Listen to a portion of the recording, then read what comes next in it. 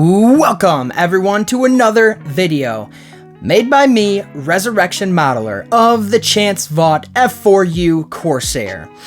I hope God has been blessing you with as much airplanes as he has been blessing me. I'm going to go over a number of options for you in this kit to make it as detailed as possible, going over airbrushing techniques, and I'll be going over small little tips and tricks to make your build a little bit easier. Also, I'll be going over a bunch of different chipping methods and one of my favorite chipping methods to use.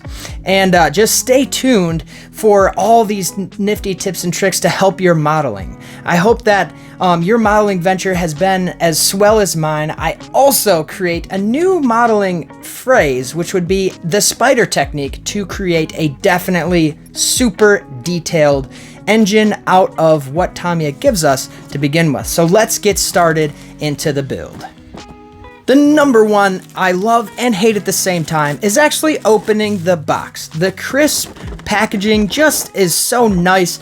I love the actual decal art for this actual Corsair. I wanted to build the Aero one with the yellow nose cone, but I have opted for a different decal version. But getting into this, first of all, the interior is super easy to actually do because it's like less than 10 pieces. I mean, you can't even, you just can't argue with a less than 10 piece interior. I mean, you just get done with the build on the interior, then get on with doing all the other stuff. So as long as you're going on and doing detailed parts, then you can make this thing look really nice. The basic construction is very simple to just follow with the instructions, and then I go ahead and coat it with a nice zinc chromate interior color.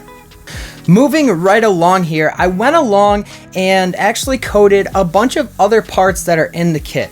I know Corsairs have white interior stuff, so like wheelbase and all that stuff. I know that some are different than others. I opted for an earlier version, and this would be a zinc chromate green. I really wanted to contrast the blue a lot other than the basic white that you usually see. I went ahead and painted that green along all the edges of the actual wheelbase and all the other stuff. So I also did the landing gear and other things that are different parts inside the aircraft. So the second part to the actual interior, which I always do, is paint all the black parts. There's more black parts than there is other colored parts, so I went ahead and painted in all of my square boxes. There's some on the instrument panel and there's some on the sidewalls as well. So I went ahead and did all that, and I like the weathering technique of painting it black and then using an oil with all natural color to actually paint it. I also went ahead and did all my detail painting as well with some silver, blacks, and reds, as you can see here. Painting some buttons here and there just really makes that pop and have a nice color change for a very kind of capturing detail. I also went ahead and painted the trigger, even though you're never going to see it after the cockpit's closed, which that is the decal version that I will be going with. I'll be having a closed cockpit for this one. The last Corsair I did, you could check out on my YouTube channel. I actually did a whole diorama and a base and everything for it, so definitely go ahead and check that out. I had the wings folded up, and it was a Tamiya kit as well. I did different weathering techniques for that one than I did this one. This one I opted to choose to do exactly like my other Zero build, and if you haven't seen that, it would be great for you to go watch that video. I weather it to crap and make it look like it was just freaking tortured. And you know, it probably did get tortured by the US. But anyways, over here on the model bench, I am just silvering up some edges and doing some chipping method with a sponge. Now, this is my favorite chipping method to do for interiors and exteriors, pretty much anywhere, because it leaves such a nice texture that makes it actually look very, very chipped. Now, this is very pristine, and I really wanted to make this thing look beaten up and deserted. I didn't even want seatbelts in this thing because I wanted to make it feel like they robbed it of anything that you could rob it of, tried to fix it as much as they could, and then left it on the beach to never be flown again. So that's just my intake of what a super just ripped apart Corsair would be like, and that nobody would even want to fly the thing or could even take it off. So I did an all naturals wash on all the black parts in the kit. And as you can see, it turns out to be a nice gray dusty type of look that makes it kind of look like it was parked on a beach. All of my oils that I use are by AK, and they are really, really nice and easy to use and to clean. You just have to be careful. If you actually use this stuff on a matte surface, it can etch into the paint just a little bit and be tricky to get off without destroying your paint that you put down. So just be cautious of that. If you wanted to really avoid that and not be as careful as I am being right now, then you could go ahead and just spray a gloss coat over with a nice, whatever type of paint that you would want, and then it will wipe right off. All the green parts are being washed with, you guessed it, Starship wash. The best wash you could ever use for pretty much any color. I mean, honestly, any color other than black or, a dark color. I'm putting that over all the green parts, making sure to avoid the gray parts or the natural wash that I put on, because that would actually take the wash out and it would start to stir up that paint a little bit. I wanted two separate weathering effects there. I also went ahead and did it's a nice oil tone, so I went ahead and did the undercarriage as well, just making sure to get all those highlights. Now, I don't like using a lot of thinner and stuff on the paints that I use, so I try to be as careful as possible and just do the best I can with making it look appear weathered without having to take a Q-tip to it, because typically the Q-tip kind of just unravels on top of my aircraft and I'm trying to avoid it. Next up, we're actually doing the round parts of the instrument panel, and I thought this method was great to show anybody who didn't want to buy an aftermarket part or put a whole bunch of effort into actually recreating a whole instrument panel. I found that doing this technique saves me actually a lot of time with dealing with these parts, and if you're not going to see into the area anyways very well, you just need the basic outline of what an instrument panel looks like, and then you're good to go, and you can put it on a model show or whatever, and you can tell that there's an instrument panel in there. So anyways, I'm using ivory paint to actually circle in. Now in the smaller areas, you can use an airbrush needle or just a regular needle and do smaller areas. I'm just dripping it in and just holding it into that area for 2 seconds or so, and the paint just naturally goes into those spots. After that, I silver the whole instrument panel, trying to define the raised details so that it makes it seem like there's some chipping and there's some difference between some of the areas that I got a little bit of white paint on the black parts. That usually circles in all those ivory circles in perfectly, and then I can go ahead and do some dials. This is pretty much the final step to creating a perfect instrument panel that is imperfect in every way. There is no horizontal, gauge. There's no, altimeter. There's no anything like that in the instrument panel. I'm basically drawing tiny little clocks with red and black on a needle.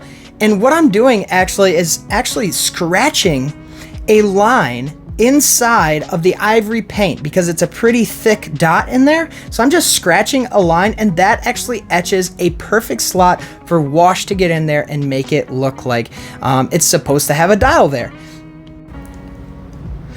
Over the course of this whole build, the instrument panel and all the interior parts, it literally took less than 2 hours to actually complete all of these parts. So if you're looking at this going, oh, that's going to take me forever, it really doesn't. It looks like a lot more than it actually is. Doing this literally took less than 10 minutes, and just going back and forth, creating these little tiny dials and white spots and stuff really doesn't take any time at all, and it is super easy to accomplish. So I learned this technique when I was a very beginner modeler, when I didn't have as much skills as I do now. Now I'm a lot more precise with an airbrush and somewhat more precise with a toothpick, and I can do things a little bit quicker. So there is that, but it is a very quick process, and it just looks like a lot more than it is. Next, I'm using some model makeup, which is I would like to call it, and I actually put it on the instrument panel everywhere, all over, and this is going to give me that sand. The cockpit was open while it rained or something, and the Corsair got ruined over the course of months that they're trying to get this thing started. Something like that. And so I'm just dusting this over everything. It's a mix of brown and sand, and just wanted it all over the cockpit just to make it look really, really dirty and worn in. So next you can see that I actually rub it over these raised areas, and it actually came out to be a really cool, unique kind of pattern. So I definitely am going to take this and note in mind and use this on other areas in modeling to really access the potential for raised details and this model makeup. I've used a lot of it, and it's really useful stuff. So now we can go ahead and assemble the less than 10 part cockpit and put this thing inside the belly of the Corsair, the belly of the beast. So this is the most exciting part. I love doing interiors. Most of all, I think I like doing interiors, but now we get to put it inside the fuselage, and this just gets everything together, and now we're ready to fuse the fuse.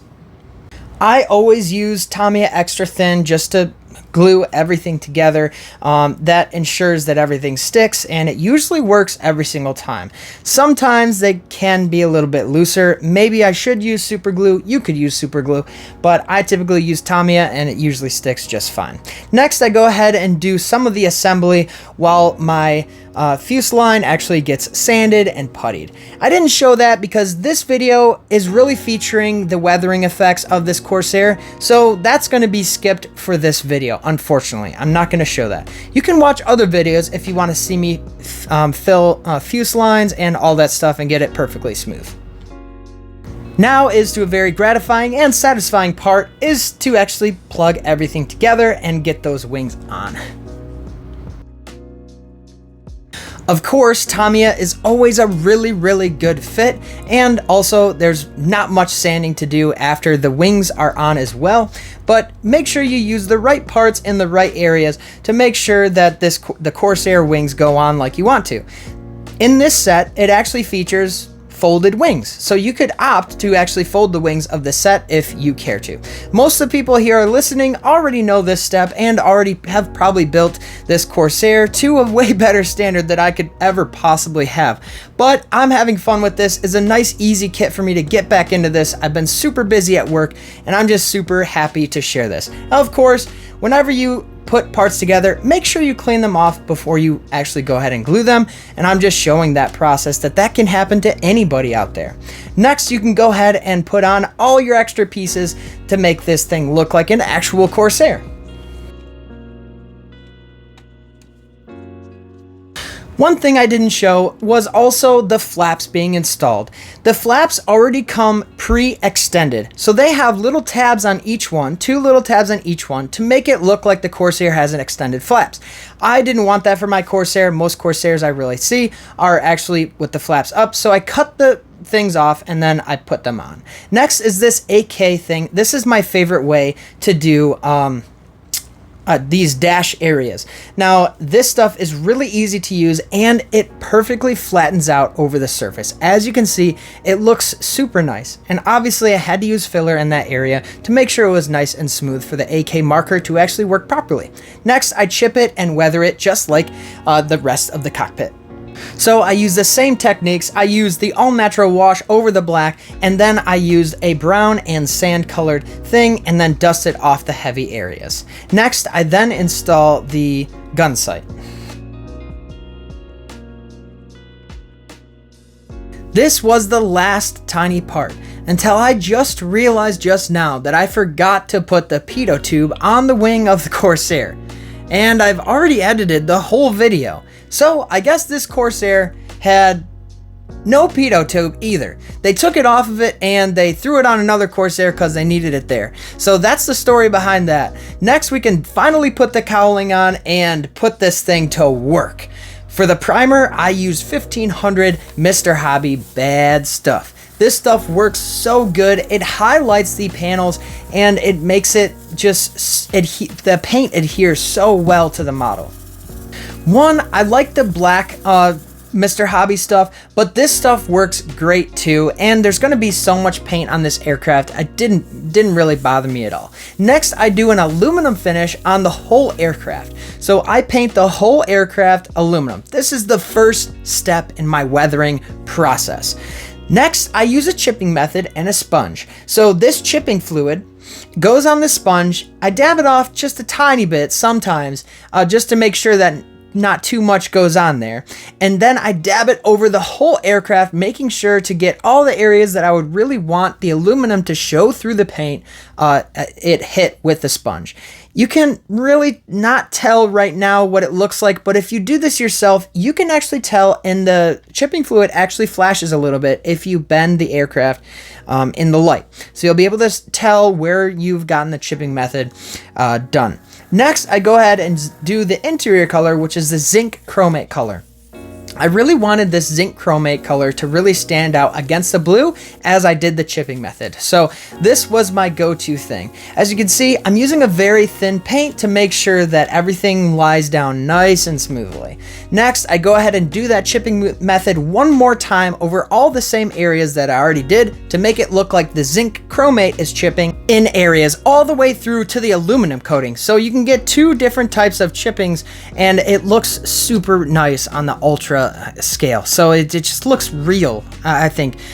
There's other ways to do this with a sponge, but I find that you get more depth out of doing it this way with the chipping fluid. Next, I go ahead and use my Tamiya blue color, sea blue color, and just paint the whole Corsair in the same standard blue. Now, don't let this fool you. Don't get away from the video, because there's a bunch of airbrushing tricks I do, and I show you exactly how I go about my method of getting a really nice layered effect to a blue color. I find myself very good at doing greens and blues. Aluminums, I did one aircraft pretty well, and other aircraft I've done some colors good, but I'm really good at doing blues and greens. Now, the first step is to just coat the whole thing and get a nice even coat. The next step is to add white to your blue paint and then go over some panels. Now, essentially what I try to do is to get each and every panel basically different. So I don't want two of the same color panels. Maybe sometimes two is okay, but really I try to get every single panel just a little bit different than the next one.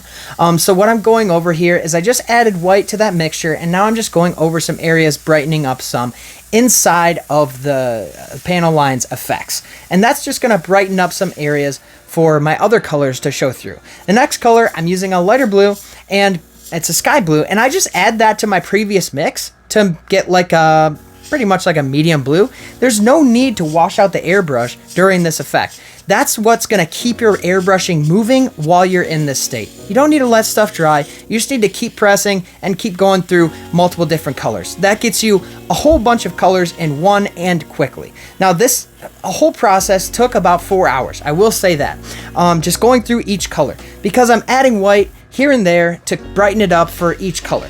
As you can see, I just added just a little bit more white to the previous color, and I haven't cleaned my airbrush out at all. Every single panel is just a little bit different. Added a little bit more white here, and now the panel is going through. Now, at this point in time, the white's actually showing through, and then I add another color to it to deepen it up. And this gave it a really nice light blue color to some of those panels. Now, halfway through this, I'm gonna add a little bit of white to it, and then it'll lighten up those other panels that I airbrush. Now I'm using about 15 psi, and that's typically what you're going to want to do when you're doing detailed panels. And also, I got about a 50-50 ratio. I really want this stuff to cover inside the panels. I don't want to go over it 1,000 times if I have a 70 or 80% thinner to color ratio. I'm also trying to keep track and spraying into a napkin multiple times to make sure that I'm not splattering and ruining the effects that are happening during this process. So you want to keep an eye on how thick your paint is going. So if you add a couple drops of white, then you add a couple drops of thinner to just even it all out and make sure that your airbrush is going to cook that paint right onto your model exactly perfectly. I would also recommend you putting on a cap onto your airbrush. Every single time I have a cap off of my airbrush, I swear I spill it on the model. It didn't happen this time. I got really lucky, but I got really close to spilling it, and I actually did spill a couple of drops on the napkin, and I was like, oh crap, I need my cap on my airbrush so I don't spill it. So I highly recommend you keep a cap on it, because you get so locked into doing all these panels, you basically just forget that your airbrush doesn't have a cap on it, and then you're like tilted sideways, upside down, above your eye, and then you get it in your eye somehow. I don't know. That happened to me. But anyways, I go around and make sure that you don't forget the cowling or the other parts that are off of the aircraft, and make sure to weather those aircrafts with those same colors, because it's really going to help that blend into the final result. Now at this stage, I am still adding white to each and every panel. I just add a drop of white. So really the white doesn't show up until like 2 panels later, because it takes a little bit for the white to actually, you know, process through the airbrush. So I'm just at this stage, I'm at a very, very light color right now, because I've added maybe 7 or 8 drops of white and more thinner. So I'm actually able to be more defined and have better results and be more accurate with the airbrush as well. Now this is going to be my final color before I start doing other effects with an even lighter color to do sun damage. But for right now, we're just highlighting some areas and highlighting different areas that I haven't touched yet with a color, so that when I do my final result, it blends it in and makes it look like that color was even different than the other panels. Next, I'm doing a sun damage weathering technique where I'm just modeling M-O-T-T, I think E-L, I'm not that good at spelling, the airplane with very like abrupt maneuvers with the airbrush, going over every single panel with a highlighted white color to make it look like the whole aircraft equally got sun damage. I did more on the left side than the right, because the sun rises on a certain side. I don't know what side, I just follow Google Maps, but it does rise on a certain side. So it was parked there for a while, and the left side got hit more than the right. So you can basically safely assume that it was pointed towards the north, I would think. Anyways, I just go over the whole aircraft, and here you can see the difference between that modeling effect and the other side. So there's a lot going on with all these different colors, but it makes so much sense just to do a little bit more airbrushing to get this thing looking like it actually did sit in the sun for a long time on a beach. That's the whole point of this whole video. I really wanted to test my weathering skills.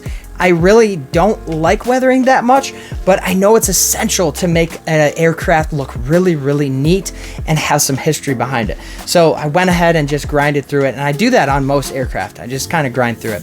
Anyways, after that, I basically apply a filter, a very thinned out sea gloss blue. That was the first color that I used to paint the aircraft. Now I'm going to paint over the aircraft again with a very thinned out. I have it like 10% thinner. So 90% thinner to 10% blue. Now this is going to give me a nice even coat of paint, because I just put 1,000 different coats of paint on different colors. Now I'm just going to level out the surface with the original color and apply that filter to it. And that's going to smooth everything out to make sure it looks cohesive and that everything really weathered at the same time.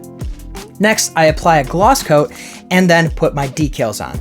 Tamiya decals are very difficult. You basically want boiling water in order to get them to adhere to the surface, but still you have to do this, which is kind of absurd to do and deal with, but you basically have to sand for like 10 minutes on one decal, making sure not to puncture the decal and have it look adhered to the surface and like a painted decal. So all you do is just do a couple coats of gloss, and then you sand down the areas around the decal to make sure that it looks like it's actually painted onto the gloss surface, and it works pretty well. This is a way to eliminate silvering, and it's really a way to blend your decals in. You could do this on any decal if it's sticking out too much, and you could also do this on previous models. I've actually done this myself on previous models, and you can sand out down the finishing layer of the decals and they'll look like they're painted on. Put a little matte coat on it afterwards, and then you'll have a nice decal. On to the weathering effect. I just applied some water over all the areas, as you could have seen there, with a brush, and now I'm just using a toothpick. Now you have to wait like 30 seconds for this to actually kick in and work, but as soon as you lay out the water, just let it sit there for like 10 seconds, maybe 30 seconds, and then you can go ahead with a toothpick and start doing your weathering and chipping. So this is a very easy process. Now the chipping actually comes up really easy as soon as that the chipping fluid is actually activated. So it doesn't take a lot of pressure to remove the paint if you're wondering. It's very minimal. I'm basically brushing the surface with that toothpick, being very careful not to scratch the paint, as that can happen. So next I use the flat side of the toothpick to achieve a different look and try to see if that does anything, and it actually does create some intricate and different looking scratch marks, which I was surprised about. I also use a stiff bristled brush to apply some other effects where I would see some different patterns happening on the Corsair, like where people were walking on areas and servicing different areas. Now I do that over the whole aircraft. I really wanted this thing beaten up like it was not supposed to be there. Next, I went around all the service panels and also did that on the fuselage, making sure to highlight that this aircraft really isn't capable of flying. Even though if you did fix some stuff on it, it would, it just hasn't. Yeah, exactly. And you can see how intricate this actually is because you can see the chromate green and that aluminum under there in different areas. Now I really like this effect, and you could do this anywhere on any project, honestly. The nice thing about the chipping fluid is it dries really smooth, so you're able to chip areas that maybe you didn't want to chip, and you're able to go back and maybe not chip those areas if you didn't want that in the later effect. I had some areas where I was like, well, I'm kind of pushing in the edge of too weathered. I just wanted to be on the cliff of too weathered on this aircraft kit. So there's definitely ways where this totally dries nice and smooth, and you're not able to tell that you had chipping fluid underneath all the layers of paint. I then went ahead and brushed all this stuff. Now I was able to look at Corsairs, real Corsairs, and they had no paint or any differences on the inside of those things. So I left it alone. I was like, I hate leaving those alone. I thought they were lights before, but they're not.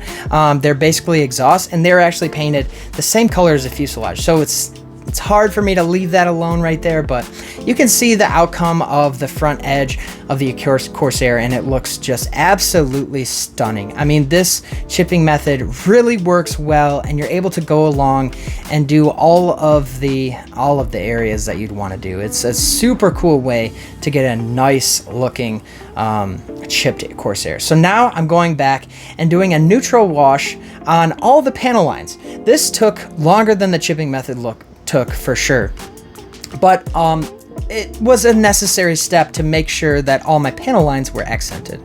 Now I did make a mistake here. I probably should have gloss coated everything before I did this step, but I kind of rushed it a little bit, and I thought I could get away with just doing the neutral wash. The neutral wash really etched into the paint, and it kind of smeared everywhere when I took a cotton swab to it, and then the cotton swab just shredded apart on all my stuff. So I have some areas to work on too. I'm a very no vice modeler. I just do this for fun. I love airplanes. I like Focke-Wulfs. I like Zeros. I like Corsairs. I like them all the same. Well, some are a little bit cooler than others, but I just love airplanes, and I love sharing this hobby with other people that don't know how to do it. Next, I go ahead and do the tack strips, the walking strips on the Corsair. I painted these on because the decals, I mean, you don't even want to deal with the decals. It's so easy to make black stripes, and it takes literally 10 minutes to just black it up, and so I also went ahead, while I had the blackout, I just wanted to do a little bit of accents around the cowling, as some grease and grime would be around those areas, and the exhaust pipes. Now, unfortunately, this is the only weathering technique I actually used on the exhaust pipes, which I'm ashamed of, because usually I do 2 or 3 different things for exhaust staining, but since it was on the underside of the Corsair, I just wanted a shadow, and that was good enough for me. I went ahead and went way overboard on other weathering as well, making sure to chip this all the way through, having some blue come out and some green and some aluminum on those walking strips. And this technique, I didn't use any chipping fluid before I airbrushed the black. So this is just after I painted. And when that is just after you painted, the paint is really easily scratched off. So it's really easy to actually get a nice chipped look without using any weathering fluid at all. The problem that I had with this Corsair was that I was doing it over a course of months. So basically, I had this thing painted for about a month and it still worked great to use that chipping fluid. So that's just a testament to how good the chipping fluid is. Now, next, I am taking this really plain engine and making it look spectacular. Don't forget about the little black washer in there to hold your prop in. And so first off, I'm using some copper wire I got from Walmart. I don't even know what size it is. I just know it comes in a bundle and you take a strip off and then there's a whole bunch of copper wires on the inside. Now I cut them to length and try to just do my best, but you're just gonna have to bear with me here because I struggled a lot with getting these parts in. I had to drill holes in the actual engine for these copper parts to actually fit in. And you'll see here in a minute how frustrating this can be. Now I want to let you know how frustrating things can be, and there's a way to overcome it. With a lot of patience, which I think that this hobby teaches us in a lot of ways. It teaches you patience to deal with the things that you hate the most and to deal with the stuff that really is not satisfying. It's not fun. I'm just flinging these things everywhere. It takes forever for me to do this. But the thing is that I appreciate hardships. And I think that me doing modeling and sharing with you guys, I lack on my ability to explain how I really feel about modeling. I've had a lot of struggles in my life. I've dealt with a lot of crap with other people, but the most insane person is myself, and I have to deal with him every single day. So I think that when you accomplish and overcome hardships, it gives you a lot of great characteristics and character that you can bring and share with others. Now, this was a very big hardship for me. I really don't find it necessary to put on all the work to even detail engine, but I find it very enjoyable to do so at the end when it's all done. It's very satisfying to see a finished product. So this is just me showing you exactly how my life has gone. I've struggled, I've flung pieces everywhere, I've done crap that I'm not proud of, and I'm just trying to just be a human and be the nicest guy possible and to just move on with my life and have a great life and just support my wife and my dog as much as I can. This is the whole entire process, and this is how I feel about modeling, is that each hardship and each conquer just gets me closer to that next goal and to being the next person that I want to be. And one of those things is being an extravagant person, and I just try to do that every day. But onward, I finally get them into the holes. I finally figure out a system. I finally figure out how long to make these things, and you can see just how long to make it for yours if you're going to do this step as well. Since it's buried in a cowling, you're not really having to deal with too much, but I want to make it as nice as possible and as accented as possible. Now, I know that these wires are too big for what those tubes are actually for. And on a real aircraft, they would be about half the size. But I really wanted to accentuate the fact that I put in the time and work on this aircraft. And I wanted to make sure it popped outside the cowling, because once it's in the cowling, it automatically gets about 50% smaller. So when I'm trying to look at it, it's almost like adding that white finish to airbrushing. It's honestly almost like that. I had other wire I could use that was smaller, but I really wanted to accentuate the fact that this has more to it than what it looks like underneath the cowling. So it really makes it pop when you're looking at it on the shelf. So every single piston where it was supposed to be put in there around the radial engine was put in exactly where it's supposed to be, and I just really tried to bend my way around, mind the pun, getting all those things in there. All of the wires are actually just tucked behind, which I think that's why this kit is the engines are designed like that, so you can actually just tuck the wires right behind it and you can never tell that they're not plugged into a hole or anything. The only hole that was dug was on the actual radial part of the engine. So they're just tucked behind that flat piece in the middle. Next, I went ahead and did the other parts, and this is the spider that I'm talking about. Now, I mean, if this was actually a spider, it would be a new discovery, because spiders don't have that many legs. But essentially that's what this is. It's a giant spider, and you just plug wires in where they're needed. This is a really good, unique thing that I've done. I haven't actually successfully done this until this model kit. This is the first time that this was actually successful.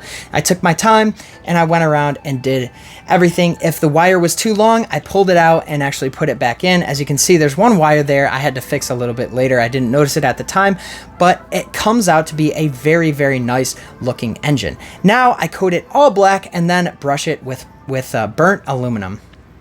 I didn't really dry brush it because I was scared, because only half of the actual copper parts were glued in. Those were all just drilled to the correct size and then stuck in place.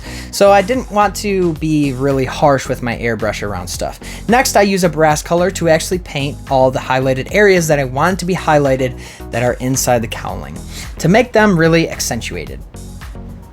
This brass color is actually a really nice color for this area.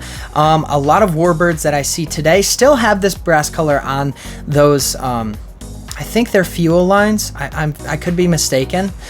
Some are white, some are gray, but quite a bit of them have this golden color. And it's not fully gold. It's actually... the brass color is perfect because you can actually see aluminum behind the gold. It's a tinted color. It's a tinted burnt kind of look. Behind the gold color, you can see the aluminum color. So I went ahead and painted the front of it gray. This is always a big contemplation for me. I don't know if it is for you guys either. Let me know in the comments if it is. But anyways, I can never choose to paint it like a PRU blue or a gray. So this one, I wanted to step aside from the blue, and I did it gray this time. But I've seen them several different colors. I've seen them tan. I've seen a tan engine before, so that's definitely unique. Next, I go ahead and chip it just like I did the interior with a sponge. I go around lightly and just make sure I dot it just the way I want it. Next, I can go ahead and actually paint the spinner of the prop while I have the aluminum out, and finally reveal the nice yellow nose of the aircraft. Now, I love a Corsair that's blue and yellow. I think it's absolutely stunning. I've seen this one Corsair a million times at Oshkosh, and the guy just flies that thing so awesome. I love Corsairs, and I love the yellow tone to the blue finish. It's just awesome. The prop came out really, really nice, even though it does have that. I didn't get an aftermarket prop, and I didn't fill in those lines, but you can barely tell once it's painted. Next, I go ahead and pull off the tape. Now, there was a little bit of residual, which actually hasn't happened to me before. I've never had some residual come off of the tape before, so this was new for me. When I opened it, I was like, crap, did I glue it with stuff on the inside? But I ended up cleaning it off, so you'll see that in a second.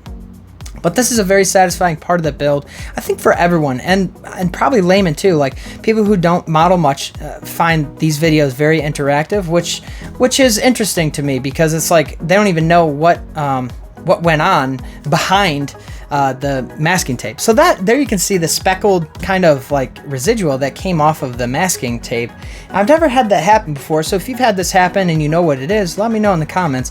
I was able to clean it up with some water, and that ended up cleaning it off. Now, I did apply what's it called? Oh my gosh, I'm blanking on the name. Oh, it's AK 3rd Gen flat ultra matte, I guess it's the same thing, and that was a really, really nice touch to this blue color. Now, I know that we all see Corsairs. Now, here's the landing gear. We all see Corsairs in shiny blue, but the flat really makes it come out. Now, there is a little bit of a sheen to that ultra matte, so there you go. This thing sat in the dust, so I wanted to make it look dusty. That's my vindication for that. Next, I apply the landing gear, and I kind of made these things look a little bit too, I think they're too colorful in my opinion, but at the same time, I've seen Corsair with the most boring landing gear ever, and it's really, really uninteresting. If I wanted to add some color, maybe I should have added an extra brake line or something like that, instead of using those really bright neon colors on that part. I thought that washing it and applying dust to it would really dumb it down, but really didn't achieve the effect that I was going for. Now, when it's sitting on its legs, you really can't tell it all, and those nice accents of color really pop when you're staring at the shelf. But of course, this is for YouTube, so you guys see everything underneath the sun. including the landing gear doors. I do some things after they're installed to the aircraft, of course. I painted them just the way we painted them, weathered them, but I didn't weather the interior yet because it was stuck to the tape. So I do that afterwards and have that for the final photos. But yes, right now they're not weathered, but I do eventually do that in the end. I get them glued on first and then I can dink with them. Gluing the tailpiece on is very, very frustrating, and it took me a while to actually get it nice and glued on there. I really need some accelerator, super glue accelerator to do that part. But these other gears fit right into place and they fit on perfectly, and it's super easy. Now I'm finally finishing up this whole thing and putting on the cowling and the engine, as you can see, and it just looks so good. It's also so nice to be able to put on parts after you painted them and just have them click into place with no problems with fits. Next, I pop on the prop and head over to the final photos. Thank you guys so much again for watching. I appreciate every single view.